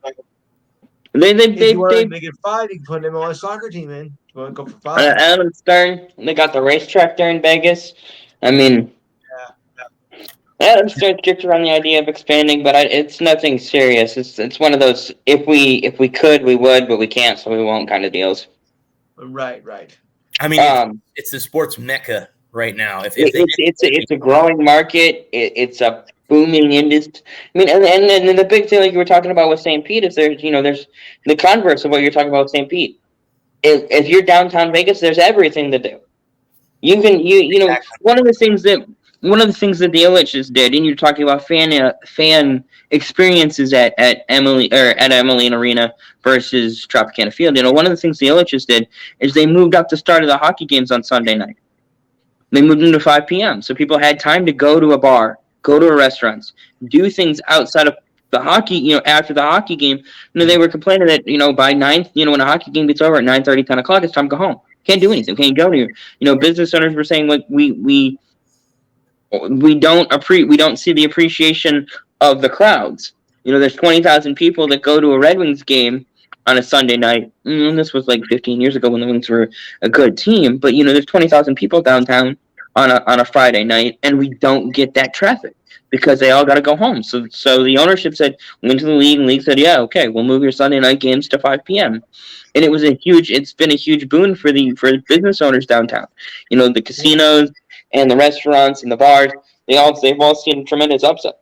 And having those teams downtown and having those mid-afternoon games, a late matinee, where they can still, because it's not just there's the Fox Theater. So the Wings game gets over at 7:30. Well, they can have a concert at 8, and you go from the Wings game right to the Fox and catch Fall Out Boy or whoever your favorite. You got a band can play that same night, and in Shinedown the Wings get done at 7:30, 7:45. Shinedown's on at 8. Shinedown's traveling with a couple of local acts. POD and a local guy, and this local band's on it at 7:30. Well, okay, we missed the local band, and then there's POD and now Shinedown. Shinedown's at 9 o'clock, and they go till 10:30, and we get home and go to bed and go to work, and it's a whole day downtown, and and it's an extra. You're spending even more money downtown, and that's what the to your point about fan experience. It's about creating more bang for your buck. It's about I'm already downtown. I might as well go do something else. And where Tropicana Field is the middle of nowhere. And, if we're out in the swamp, I guess we're going gator hunting this evening then. You want to flash swap up to the some Meadowlands. crawdads. Speaking of gator hunting, when you go to the swamp in Gainesville, there's nothing really around. Well, But it's but right on it's campus. on campus. Yeah, yeah. It's on It was fun campus. too, It's a whole different, but it's a whole different ball of wax. It's a whole different. And college towns are built around the college, so those. It was funny. It was went to the place in Ann Arbor, Crazy Jim's Blimpie Burger. So when they closed at 8 o'clock, and I was talking to some of the guys there, and they would want to be open later, but they can't get anybody to work past 9 o'clock, 8 o'clock. So it's a totally different animal when it comes to being on a college campus versus being in a city or in the boonies. Whereas in the city you've got adults who need jobs who will work as late as they can work or as late as you need them. So, you're not relying on 40,000 freshmen who want to work 3 hours a week and make $50,000, so that's a whole nother discussion. And so with the Lightning, or not the Lightning, sorry, the Rays getting reinvestment in the city, it's like, and Tropicana needs to be torn down and rebuilt. That was built for the Lightning, actually. That stadium was built for the Lightning that played there. It was the Thunder. Right. They left. Right. They left the fairgrounds, or the fairgrounds sit now right across the street is the Hard Rock Casino. Okay. Seminole Indian tribe owns.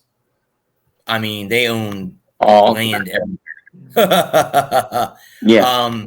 They own, and every time you turn around, there's something new at that casino. Like there's a new pool, there's a new bar, there's, a bunch of things going on, at the casino. But anyway, the Lightning played at the fairgrounds. I actually watched the very first Lightning game ever played the other night. There was a classic on Bally Sports. Now it's not called Sun Sports.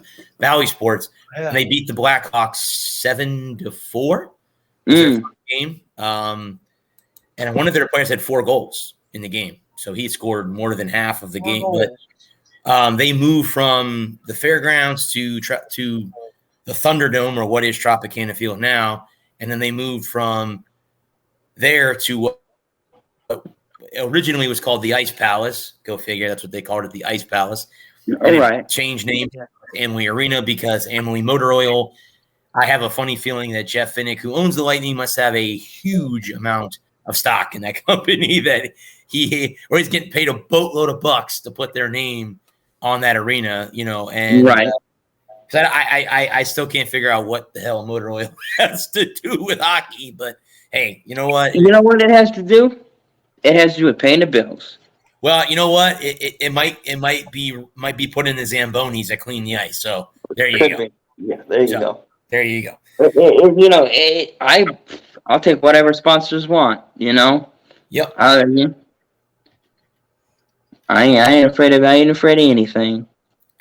Well, speaking of hockey, guys, let's look at the standings now that we're going to be at the All-Star weekend, which the All-Star game is actually in Sunrise, which is home of the Florida Panthers. Starting. Oh, wait, no, that's Panthers. The Metro Division is as follows. It's Carolina, New Jersey, the Rangers, the Capitals, the Penguins, the Islanders, the Flyers, and the Blue Jackets. The Atlantic is the Bruins, Leafs, Lightning, Sabres, Panthers, Senators, Red Wings, Canadiens. Yep. The Western Division is Dallas, Winnipeg, Minnesota, Colorado, Nashville, St. Louis, Arizona, Chicago. And the Pacific is tied between Seattle and Los Angeles, and it's Vegas, Edmonton, Calgary, Vancouver, San Jose, and the Ducks of Anaheim are down at the bottom of that. But that is the standings as we go into the All-Star break.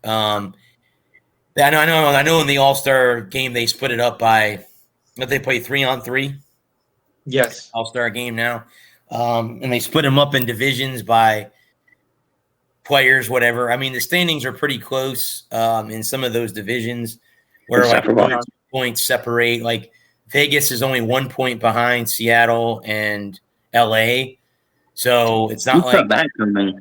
Yeah, I mean, obviously the teams that are out of it, you could throw the chain in for Vancouver, Chicago, Montreal. Those teams are all kind of out of it. Anaheim, you can put on that list. Yeah. Everyone's battling for Connor Bedard. Who's going to be the first overall pick? Horvath is got dealt to the Island. Yep, to the Islanders for what? Correct me if I'm wrong, but was it 2 second-round picks? Is that what they got for Horvath? I think so, yeah. I think it was a first in 2 seconds. It was a nice package. Some prospects and a bag of pucks. My favorite, a player to be named later. I never get to find out who that guy is. Player to be. Don't you love when people get player to be named later and you never know who that is? Yeah, Right. It's some minor league guy who plays 3 games in the NHL. And Well, you watch Steve Dangle, I right? don't really know who he is. oh, gee, if you watch hockey, and you don't watch Steve Dangle on YouTube. You need to watch Steve Dangle on YouTube. He's great. He goes absolutely just crazy If nuts. you're a goaltender, tend the goal. Yeah. Or the famous meltdown. A Zamboni driver beat you. That works for you, and he beat you. So we'll watch that clip. That's great. Yeah. Well, he does. He has several trade breakdowns. He did Gretzky. He did Lindros. A couple other ones. The other hockey channel I watch is called The Hockey Guy. The Hockey Guy's good too. And I like him. he's a Canuck fan, and he talked about Right. Rick Tocchet coming in. Rick Tocchett's the new head coach in Vancouver. If anyone's not aware of that, Bruce Boudreau did get fired finally, which I think we all knew it was coming. I think but for Rick Tocchet, for Rick Tocchet. So I think I'd rather have the player to be named later. What do you got against Tocchet? He stinks. Yeah, He's stunk everywhere he's ever been. I was gonna say, Yeah, it's true. He was a better player. he hasn't done very well. I've never been impressed by him as a head coach. Yeah, he hasn't done very well. I think I like the decrepit corpse of Mark Crawford about now. Oh, Jesus, he had to bring that name up.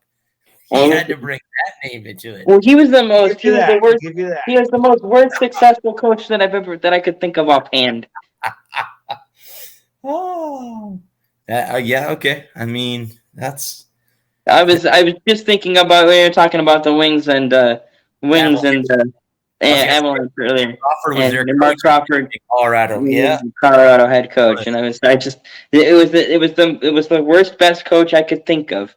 The worst best coach. Okay, I like that. I mean, he was a terrible person, totally unlikable guy, just completely unlikable. But he was a damn good hockey coach. He was. Well, there are some hockey coaches that get the best out of their players.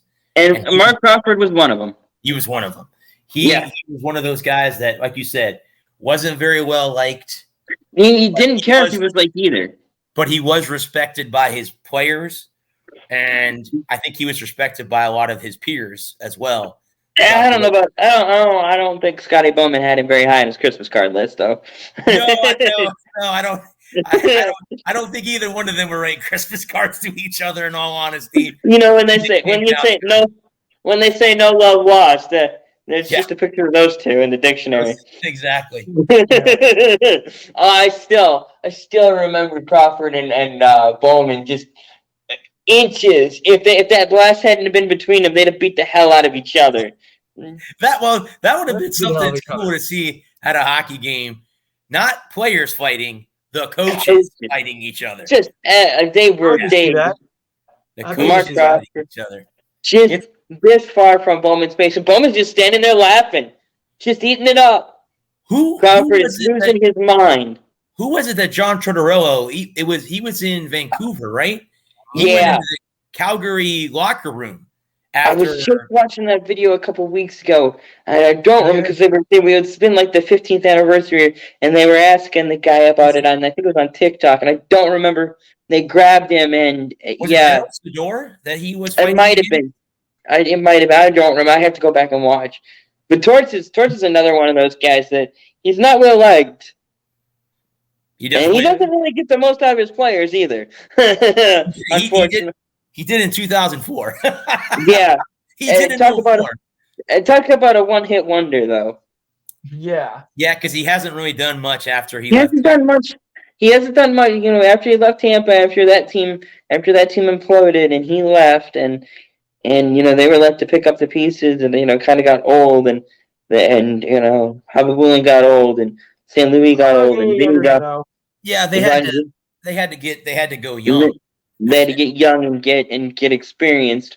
When John Tortorella, when Tortorella left for Columbus, he wore out his welcome in Columbus, wore out his welcome in New York, and same thing in Vancouver, and he's quickly wearing out his welcome in Philly. I was gonna say I think he's coasted on that one championship for 20 years now. Well, I know because there was a sports reporter, but that he used to curse out all the time at post-game press conferences. I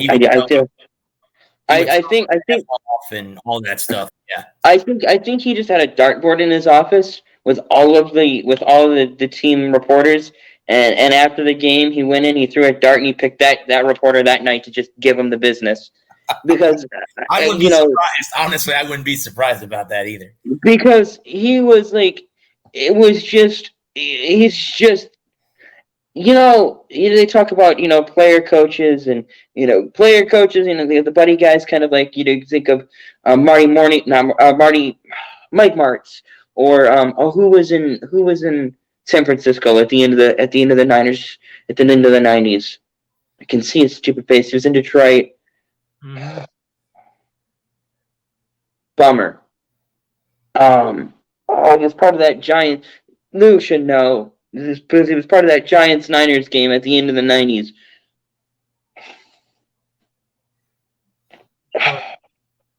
Where the Niners got the benefit of a interference penalty and it cost the Giants the game. Yeah, I think I remember that. What was the coach's name of that team? The Niners, Steve Young and Jerry Rice, they were at the end of their career. Yeah. I can see this. He's on NFL Network now.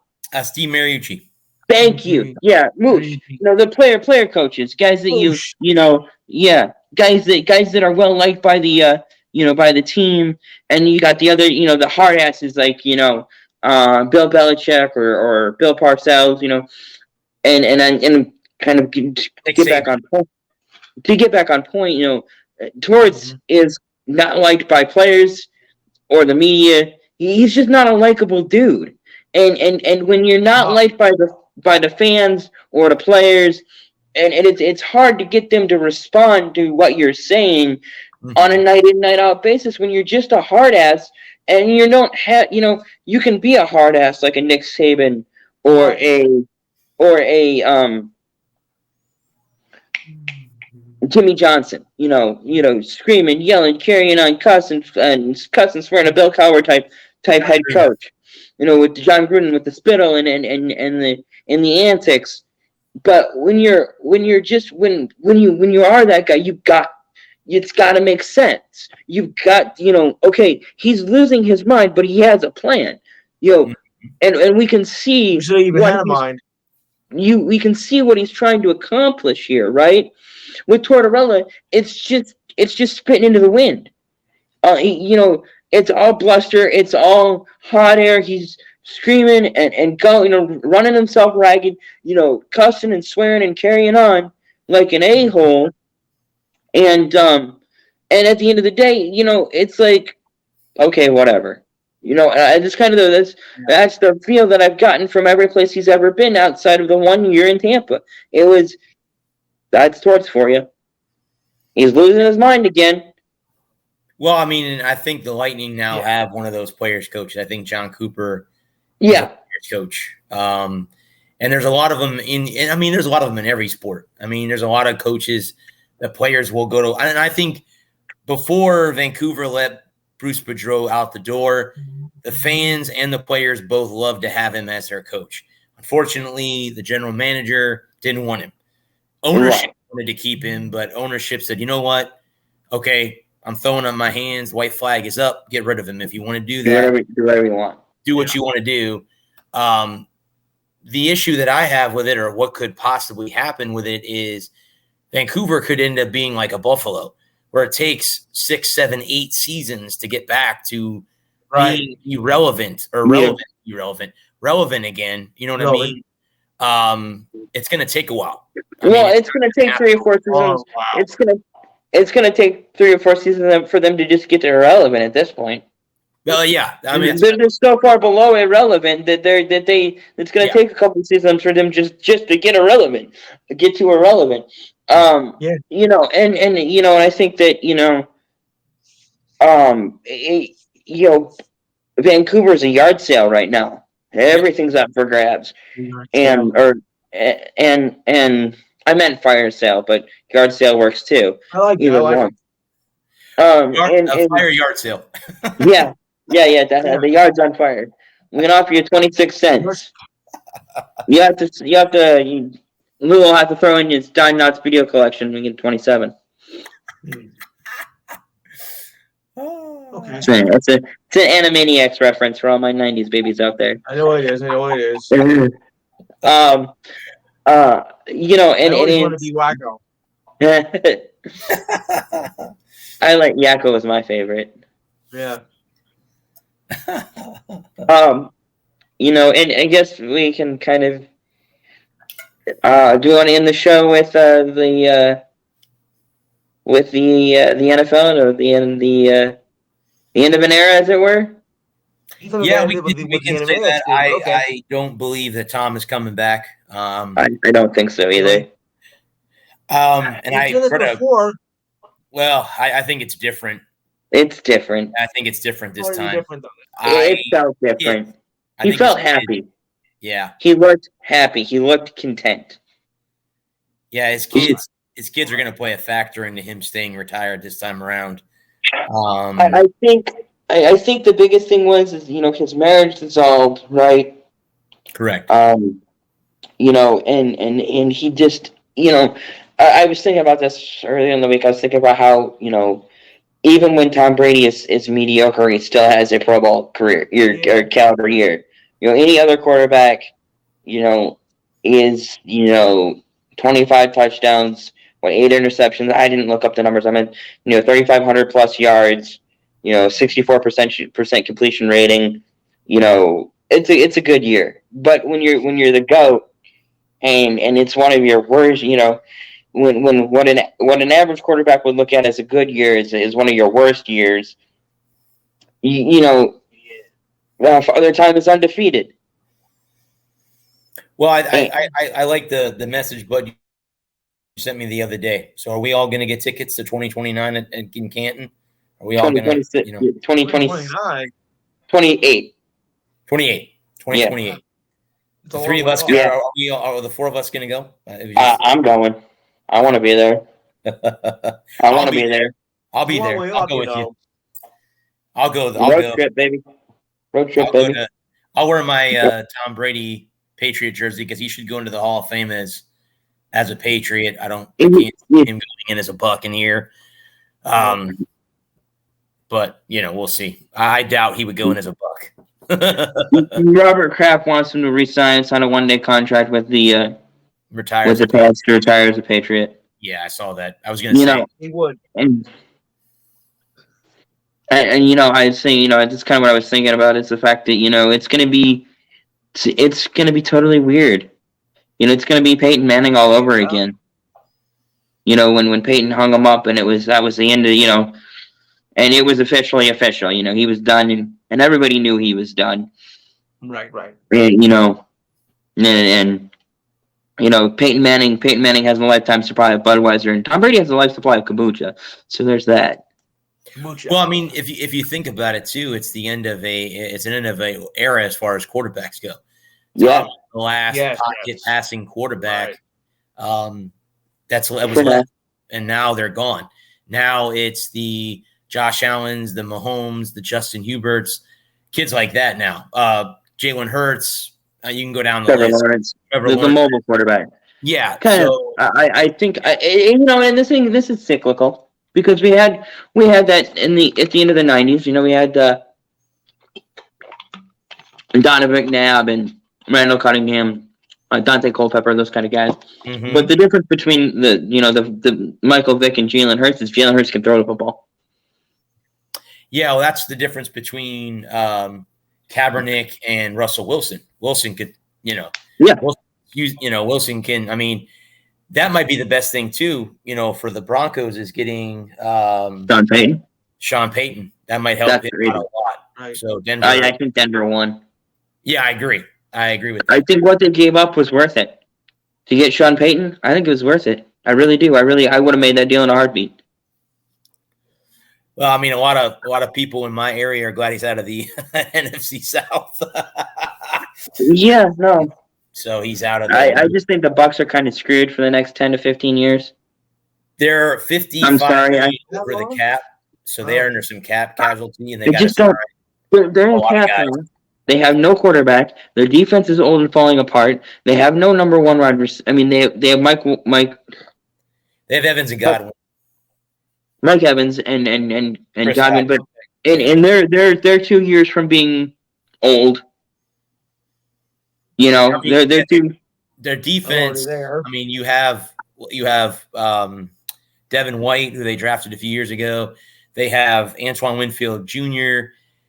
They can. Levante David is the guy that's up for being free agent.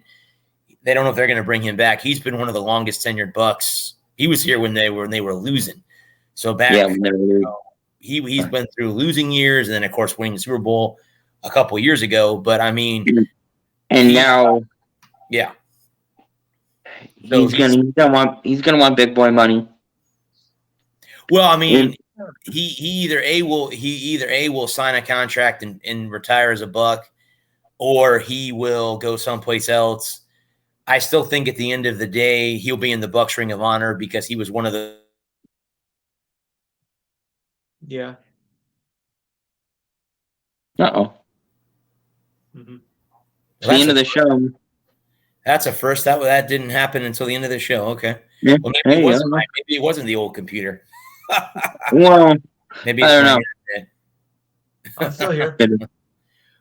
But well, it's been way better with the new computers. So cool. I mean, I'm You not. can see Yeah, my I'm new not computer. gonna. It works like a charm. I'm not going to go back to the old one. This one that I'm on now will be for the show guys, and then it'll be my typing computer at the sporting events for USF and the Rays, hockey, any golf, any kind of sporting events. My new computer works like a charm. Yeah. Just don't open that folder labeled homework. Yeah. There might be some things in there you don't want to see. Definitely. Right. But yeah, I mean, it is like you said, but it is the end of an era. It's going to be like Manning all over again. And you remember Peyton's press conference when he finally hung it up, how emotional he'll get. I'm sure that when Tom finally gets in front of a podium, maybe that'll be next week or this week coming up, and he says, "Hey, I'm done. This is it. I want to thank all these people." And then when he goes, "Yep, I'll see you guys in Canton when I get." I'll see you at in LA. Yeah. See y'all in LA in October or in August. Yeah. Well, I mean that too. He's got a big fat analyst contract. Whenever he start that $35 million a year, he's making more than he ever made as a quarterback. So go figure. He doesn't have to take hits. He just has to sit in a booth. He doesn't have to take cuts to keep his defense together. That's correct. That is correct. Yep. You know who I kind of feel bad for in this whole deal? It's Greg Olson. He got the raw into that deal. Because Brady's going to slide into that number one analyst role, and starting next year. Yeah, that does kind of suck. And Olson's pretty good. Yeah, he's all right. Yeah, he's all right. I mean, I would have to say the top team right now is Nance and Romo, but Jim Nance is retired after the Masters. I think he's retiring after the Masters in April, which that is right around the corner, and I can't believe that it's coming up. And one of my favorite majors to watch every year, and we'll talk about golf as we get closer to. I mean, I had some golf stuff to talk about, but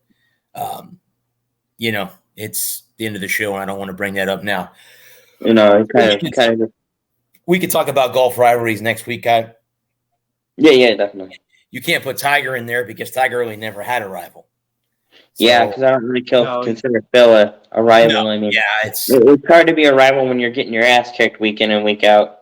Right. I mean, we could sit and talk about the Ryder Cup, USA versus Europe, if that would be a rivalry. Yeah, that works. I could agree on that. Yeah, definitely. Yeah. Like I said, I'm going to start jotting some down. You guys do it on your end too, to start jotting things down. And Cena Rock, Cena Orton. Yeah, we can talk wrestling. Sure. Absolutely. Well, we already talked about. That's kind of how we got started. Yeah, we can talk about those Right. NASCAR rivalries. Basketball teams. How about Reggie and Jordan, or Jordan and Isaiah Thomas? They didn't like each other.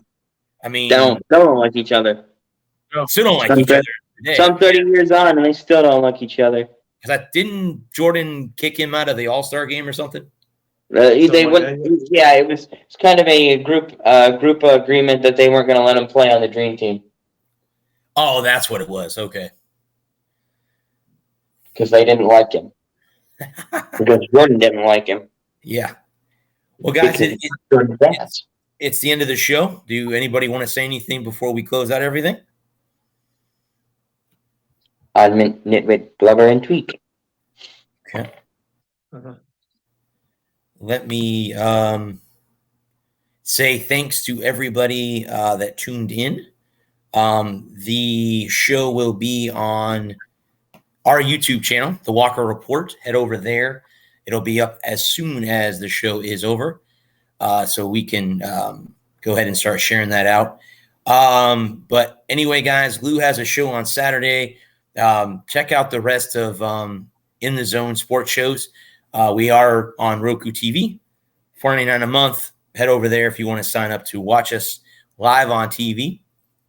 But guys, we're out. I guess next week's show, be prepared to be rivals. We're going to have some rival talk next week, and we'll preview the big game, the Super Bowl, the last game of the 2022-2023 NFL season.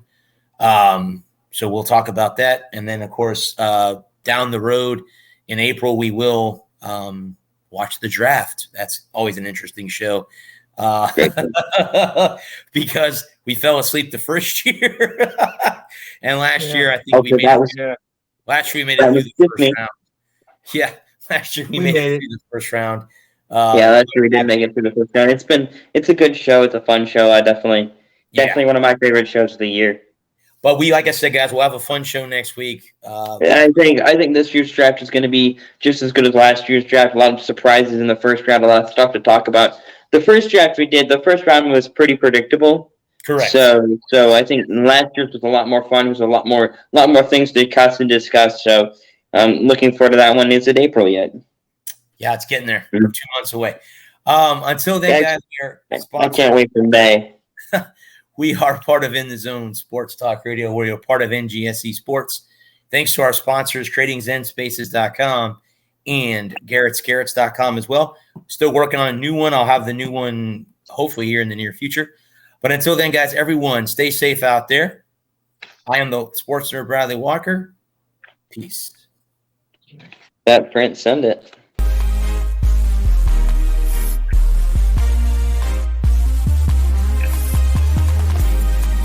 Thanks for joining the show. We love and appreciate you all for tuning in. We'll be back next Thursday from 8 p.m. to 10 p.m. Eastern Standard Time. We give thanks to the men and women of the armed services and first responders. This has been an In the Zone Sports Talk Radio Network LLC production with the sports nerd Bradley Walker and co-host Adam Mangold. Be sure to download the Try99 TV app on any smart device and subscribe to In the Zone Sports Talk Television. The cost is $4.95. Thank you in advance for your support.